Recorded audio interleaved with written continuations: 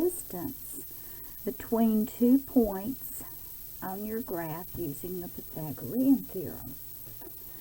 Okay, so I'll give you an example of this one, and then I'll put this worksheet up here for you all to do the other three. Alright, so first off, let's connect our points with making a straight line.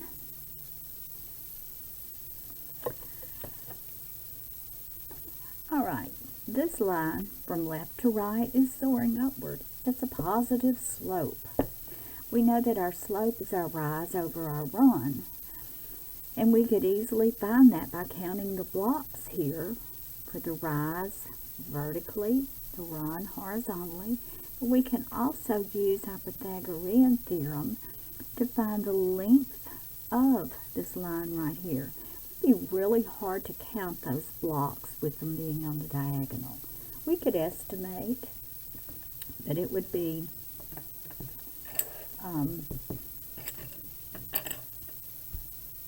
an estimate for sure. Okay, so let's make ourselves a right triangle out of this. Between this point and this point, I have 2 blocks there, don't I?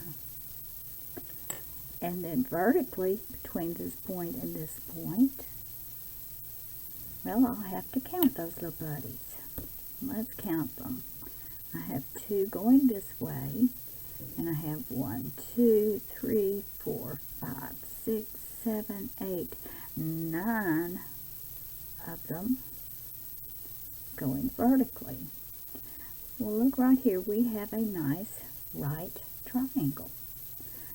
So, if I know the 2 sides, the length of any 2 sides on a right triangle, I can find the length of the side I don't know.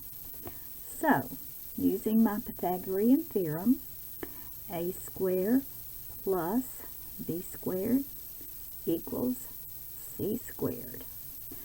Well, the 2 legs that make up my right angle are my a and b, and c is my hypotenuse. That's what I'm looking for. Alright, I know that one leg is 2, so I'll put 2 squared, plus, I know the other leg is 9, so I'll put 9 squared equals c squared. 2 squared, 2 times itself. You have your trusty calculator. Turn it on, clear your memory. We're ready to work on it. 2, and here is your squared, x squared, right next to your 7. It'll put the little 2 up there so that you can see that that means squared. And we get 4. Plus, clear, 9 squared. 9, hit our x squared key, hit enter, and we get 81 equal c squared. 4 plus 81.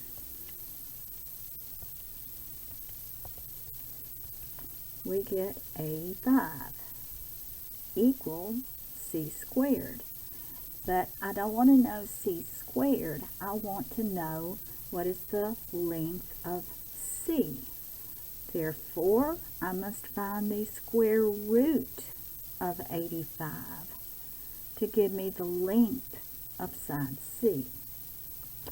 Alright, so to find my square root, I'm going to hit my green second key right here, and then the x squared key, because right above it I have my radical sign.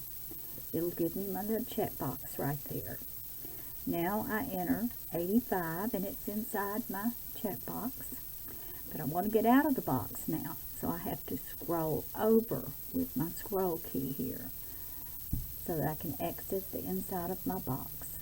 Now I hit enter, and when I hit enter, I'm just getting the square root of 85 again. But if I use my back and forth arrows here that are right above the enter, it's going to give me a decimal. It'll enter my decimal number. Can y'all see that?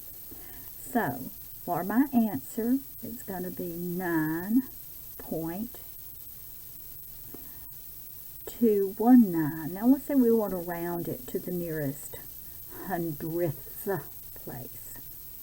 I will look to the right. If it's 5 or more, I'm going to bump that 1 up to a 2. So my answer is going to be 9.25 is about the length of side C. How about that?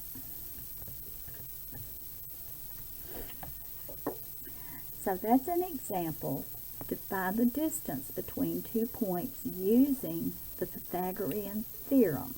And you can do that. If you have a grid, you can count your blocks out on it. So give these other 3 some practice on that. Be good practice for working on your Pythagorean theorem. And I'll be back with some more videos, learning videos soon. See you all next time.